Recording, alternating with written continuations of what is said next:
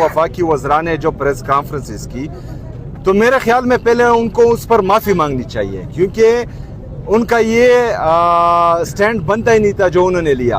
उनका ये काम बनता ही नहीं था कि एक पार्टी का जो है चेयरमैन था, हयात चेयरमैन, वो एक नाम अनाउंस करता है तो उनको तकलीफ क्या थी मेरे नाम से? अगर थी भी तो वो सियासी बयान देते, लेकिन उन्होंने जो है इल्ज़ामात लगाए जिस पर मैं आज भी नाराज़ हूँ। गलत इल्ज़ामात लगाए और उनको उन इल्ज़ामात पर माफ़ी मांगनी चाहिए। दूसरी पहले अली अमीन साहब वज़ीर आला थे, वो 3 में से 2 नहीं तो एक दफ़ा मुलाकात कर लेते थे इमरान खान साहब से, उनसे कोई मशवरा ले लें, वो कौन सा दरवाज़ा है जो खटखटाते थे और फिर उनको इजाज़त मिलती? देखिए जी, उस वक्त शायद हालात मेरे ख्याल में इस तरह नहीं थे जो आज बनाए गए हैं।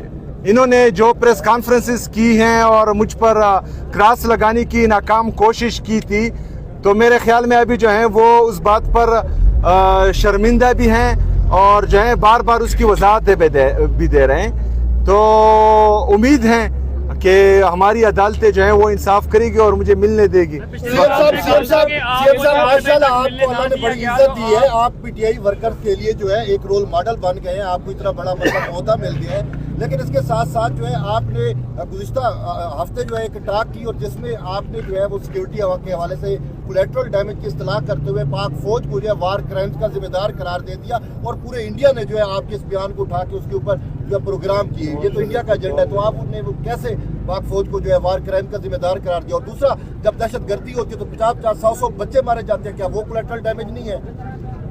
देखिए जी, आपने अपने सवाल में जो है पाक फौज को कोलेटरल ये वार क्राइम का जिम्मेदार ठहराया। मैंने जो है मेरी बात वो आप वीडियो पूरी सुनिए।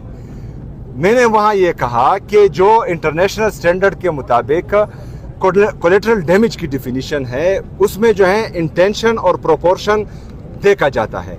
इंटेंशन हमें मालूम है, ये मेरे अल्फाज थे, और जो प्रोपोर्शन है वो 2% है। मगर अगर फर्ज करें 100 दहशतगर्द मारे जाते हैं तो उसमें 2 सिविलियन जख्मी हो या शहीद हो, वो भी बुरी बात है, लेकिन वो जो है स्टैंडर्ड रखा गया है।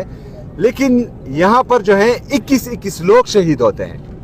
21 लोग शहीद होना जो है ये क्राइम है, ये नहीं होना चाहिए। बाकी जो है आप यहाँ पर बैठकर